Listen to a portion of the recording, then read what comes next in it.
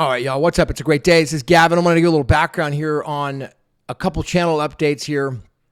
Briefly talk about some point on my story I want to bring up from last night and touch about this this topic of why I'm talking about Bitcoin and so passionate about it. I want to make a connection here. So about between the law side and Bitcoin.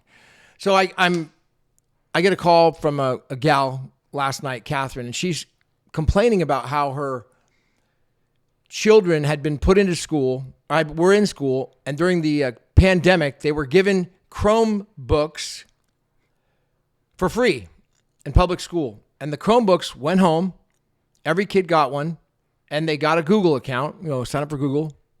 And they made it, they said it was a good thing because everybody did have their own Google account, make it cradle to grave Google. So you'd have from kindergarten all the way to the day you die, you'd have a Google account and this little Chromebook. Now, what came out later was that the school was actually spying on the kids with a Google account. This came out in a court case, according to her. I haven't read it, but so she's complaining about this thing.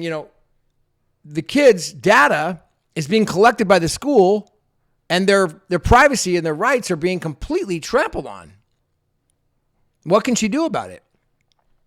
I say, well, look, in the last 15 years, all that's ever been talked about is the coin side of Bitcoin, cryptocurrency, exchanges, price go up. That's all we've known. Over the next 15 years, thanks to BSV blockchain, the original protocol has been completely restored. And it's launched now to 1 million transactions a second, where it's always been designed and been on purpose to be. It's taken 15 years because it was hijacked.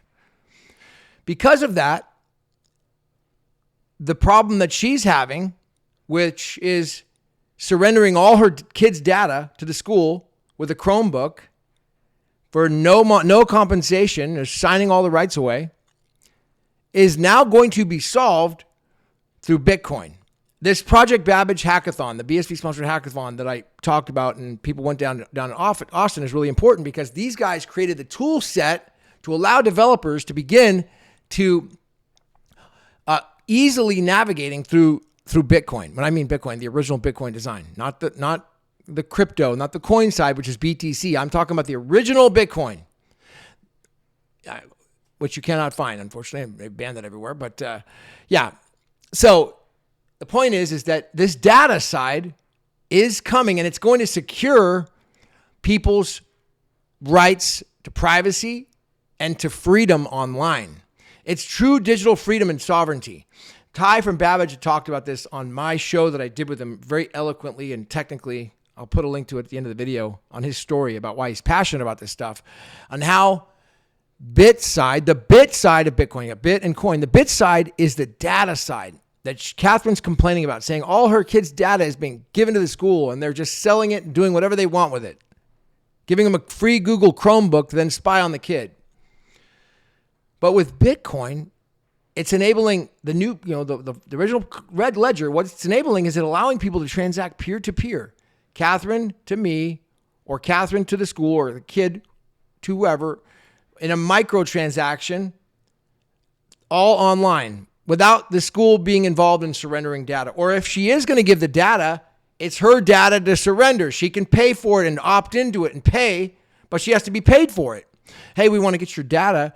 Well, pay me an amount, whatever price that is. You could set it for a cookies amount. You want to buy my data and buy cookies? It's going to be 20 cents.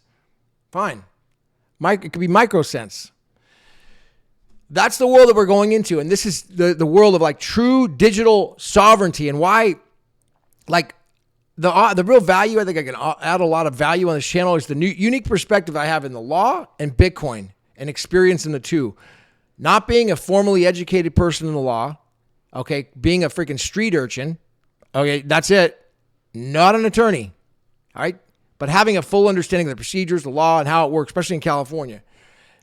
And then the Bitcoin side, understanding the entire story inside and out, going all the way back from the beginning, experiencing it, meeting all the people in the space, being able to share that knowledge without any sort of influence. I have no sponsors. Nobody's bribing me. Nobody's paying me to say one thing or another. All right. So now I get offered every day. I get offered every single day. I could. It's hard. It's tempting, literally every day. But I haven't taken any monies or sponsorship to influence what I say or my opinion at this point. Maybe one day I will, but I haven't. And so I want to say that's my interpretation of how things work and why Bitcoin, the original Bitcoin side, is going to be absolute world changing when it comes to data sovereignty. I hope I'm making sense here. It's the law. It's privacy and freedom combined with the internet, which we don't have right now. And Catherine's a great example. She's sure they got a free Chromebook, but with that they had to sign up for a Google account. Now they're being tracked on everything they do, cradle to grave. That's how it works. But with Bitcoin, it's changing from that. Now, as opposed to surrendering that to them, she gets to own that. She owns all her data. And she can then sell that data if they want to buy it. They're sure they can buy it, give it, but it's not for free. It's not just going to be volunteered to them. And also it's all put on the ledger, on the blockchain, to where everything that was done is public and is always going to be there, immutable. It's never going to go away. People have talked on the internet. I've been some chatters about things lately. I've seen about like this miners doing a double spend attack on the ledger. It's like, okay, that is so ridiculous because there are laws that prevent this sort of thing. Now, again, we can go around in fear all day and night. And yeah, that we're going to get robbed, shot, killed, and our brains are going to get blown out, and these things are going to these are things that could happen. But there are laws against those things. Those are the crime is, does not, there's laws to prevent crime. It does happen and there's consequences. So yes, somebody could commit a crime and double spend attack the network. They could do that. It would be a criminal act. It would be investigated and likely prosecuted. And it would be easy to identify that miner, that node who did it. Very easy. They'd be surrendering themselves to the authority by doing it. So it's a stupid concept or proposition to think that somebody would actually volunteer all their information on the internet and as a node and all of a sudden attack the network without incentive just for some political ideology and then put themselves at risk of going to jail and being criminally prosecuted for some serious crimes. So, but back to this idea, it's the idea of true digital sovereignty that's coming with Bitcoin, the bit side of Bitcoin. All right. I want to get this out there. That's a short video. I've got more to talk about, but I want to just wrap it up with that and share the idea about there's more to come. Oh, one other thing about channel update I'm going to be doing, I'll share that in the next video. All right. See you at the top.